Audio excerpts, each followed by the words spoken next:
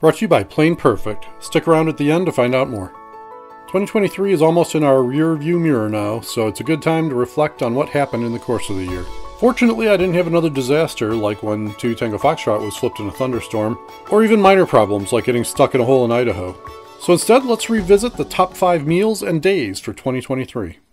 It was a flight into a snowy field on a cold winter day. Unfortunately, my mall doesn't have very good heat, so it was multiple layers, snow pants, and boots to stay warm.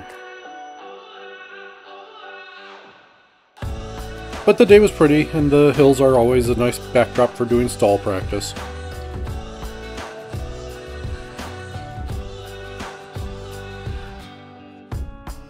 When I landed, I tried out a new system for tying down my white duck tent. This idea was given to me by some guys at the High Sierra Fly-In that go to Burning Man every year. The stakes that come with the tent are fine, but are heavy and take a while to pound into clay or stony soil. So I figured throw away the stakes that came with the tent and replace them with lag bolts. It's an absolutely game-changing in terms of eliminating the hassle associated with pounding stakes into the ground.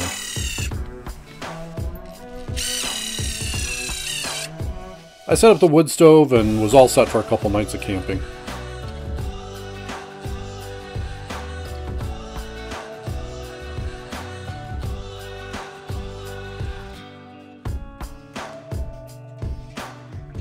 Once everything was set up, I made a sausage and potato soup that was a very tasty treat on a cold winter afternoon. It's a pretty simple recipe consisting of sausage, garlic, carrots, celery, beans, potatoes, and chicken broth.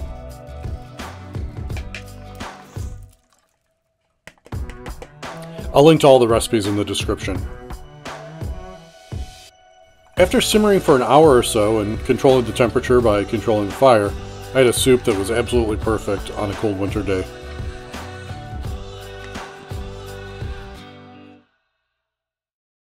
I hesitated to put this one on the list because the video just didn't get any traction on YouTube. But they were legitimately tasty, so I'm going to attempt the algorithm again by including it. I fought the weather up to the Sidnaw Pilots of America Fly-In in the Upper Peninsula of Michigan. It's always a fun time to see a bunch of pilots that are normally just text on a screen. It was a bit of a challenge to get there. There was weather all through the middle of Wisconsin, and it wasn't clear at all if it would be possible to find a hole. The radar showed some areas that were better than others, but there really isn't anything better than taking a look and seeing what's actually happening. Once I got up and into the mix, I was able to see most of the way through the drizzle, and the skies were even pretty smooth. Since I was able to get through, I got to make hot dogs. I wrapped the dogs with bacon because bacon. I made 2 salsas as topping to get some great contrast in flavors. First was a cold salsa of tomatoes, onion, avocado, and a bit of lime. That's pretty tasty on its own, but I added a hot salsa of red peppers, onion, and jalapenos. These were roasted together to provide sweetness and a little spice from the jalapenos. Despite what the YouTube reaction was, these dogs were super tasty and reminded me of my home in Mexico.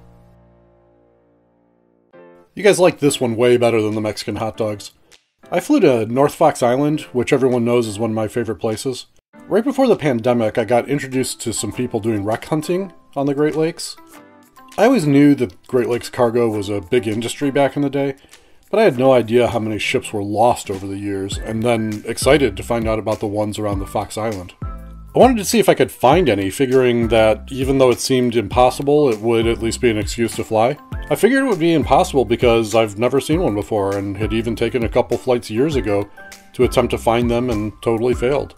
I took off from the island and found the first one almost immediately, and then found 4 more during the flight. Turns out I had pretty much perfect conditions.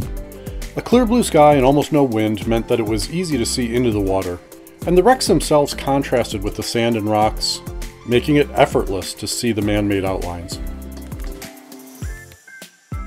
This is the only vegetarian dish to make the top 5, and it might be the only veggie dish in the entire 2023 season. But it was a delicious one-pot pasta well suited to being cooked on an island with no amenities. It started with veggie broth. You could use chicken broth also if you wanted to, into a pot to boil. It was the beginning of the year, so only a few fresh veggies were available, including this squash that I sliced thinly and carefully with a mandolin to avoid zapping my fingertips into the blade. Next, I chopped up a couple cloves of garlic into a mince to get the allicin production going. This is the chemical that gives fresh garlic the distinct taste it has compared to jarred garlic or garlic paste.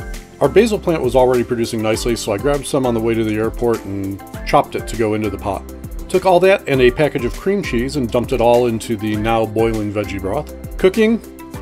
Simple matter of letting everything simmer until the pasta was cooked. Remember when using a Dutch oven that things cook for a bit after you pull them off the fire, so be sure not to overcook. After a day of hiking, flying, and shipwreck hunting, this was a warm and delicious comfort food to wrap things up. One of my favorite trips in previous years was to my friend Trevor's place on skis. On that trip, I made a sausage ravioli and a garlic cream sauce. I think that might have made it into one of the previous best of videos. If it didn't, it should have. It was a great smooth day of ski flying, punctuated by a meal that was hot and creamy and mouthwatering. This time, the weather was a lot better, and the flight along the Wisconsin River was as beautiful as ever, with abundant sandbars caused by the summertime drought. Once I landed, I got to try a recipe that I had been wanting to do for most of the summer. I've lived in Mexico for most of the past 12 years or so and thought it would be really fun to do a Mexican southern food fusion in the form of sausage gravy and biscuit empanadas. As an added plus, it's a super easy dish to make and could be part of anyone's camping menu. For the sausage gravy, I used a tube of spicy sausage because the sausage flavor was going to get diluted by the gravy and the biscuit, so I wanted to get plenty of flavor out of it. This turned out to be a really smart move. Once the sausage is browned and very well broken up, add the flour. For this recipe, you want your gravy to be very thick, so add more flour than you normally would to ladle over biscuits. Then add whole milk, sufficient to make a thick gravy. Like I said, you want this thicker than normal. As it cools, it will get even more thick. You want it to get to a consistency that you can spoon it out and it holds its shape. For the empanada wrapper, we're using a tube of biscuit dough. Biscuits are leavened with baking soda and sometimes baking powder, so we can roll this quite thin and not have to worry about yeast rising while the empanadas are baking. Each portion of biscuit dough can be rolled a bit bigger than your hand and will be just a little bit thicker than a thin crust pizza. Once you have it rolled out, put a nice scoop of that cool gravy and use a little water to moisten the edge of the dough. Once you fold it over, this water will seal things shut. The final key is to cook at a pretty low temperature to allow plenty of time for the heat to penetrate the filling and completely warm it up. You'll need to flip the empanadas several times for this to be effective. Once nicely browned, pull them out and put them either on a wire rack or paper towel to drain. At the end, you'll be left with a rich, flaky crust filled with tasty sausage gravy. This morning I was supposed to be recording a quick video for this product Plane Perfect has called One. The idea of the video was to show the product on the plane, then clean the plane with it, and show the difference between the before and after shots in terms of how clean it was. Unfortunately, the product works so well that I couldn't actually do the after shot because the product wouldn't stay on the airplane. So after being frustrated for a few minutes, I realized that this itself was actually a pretty compelling testimony about the quality of the product. The name One comes from the fact that it's designed to be used on any surface. So you can use it on your leading edges, on your windshield, on your cowl, on your fuselage, whatever you want to. One product, all surfaces. So give it a try, I think you'll like it.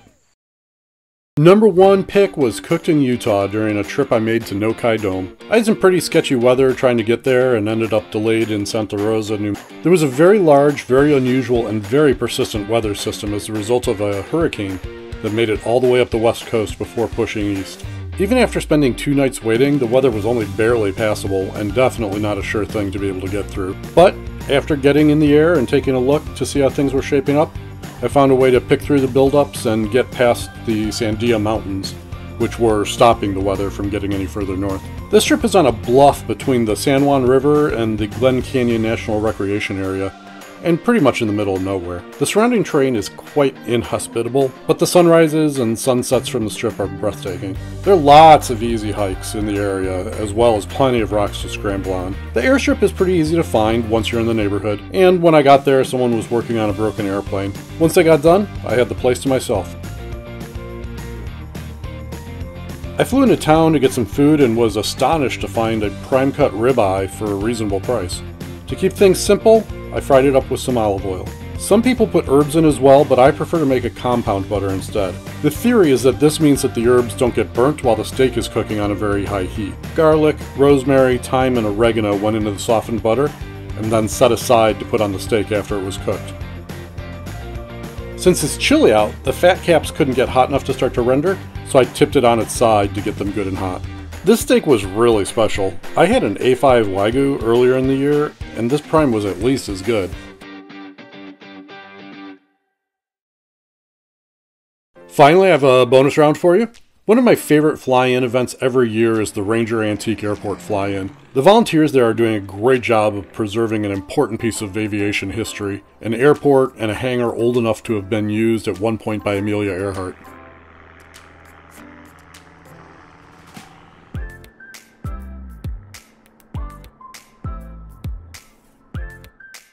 The current generation brings some beautiful old planes, and everyone gets to see the flying classics just by wandering around the flight line. While there are plenty of good food options every year with catering and nearby restaurants, I added to the mix by making some gyoza in my camp. Cabbage, green onions, garlic, ginger, ground pork, and veggies mixed together. Soy sauce, sea salt, sugar get added to the party and integrated. This mix gets packed into wonton wrappers and set aside for cooking.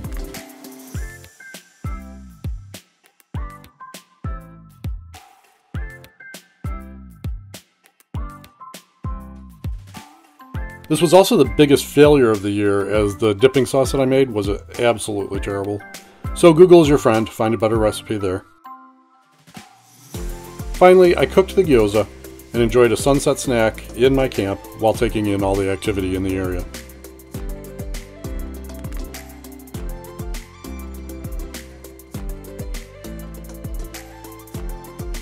And with that, we're done for the year. Thanks again to Plane Perfect for being our sponsor this year, and I'm excited to say that they've just signed up to continue their sponsorship into 2024.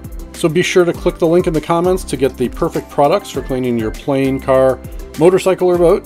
It really is the best stuff I've used, and we're proud to have the chance to introduce them to our audience. There are another 100 videos or so on this channel, so remember to do that standard like and subscribe thing and train the algorithm that this is content you want to watch more of. See you in 2024.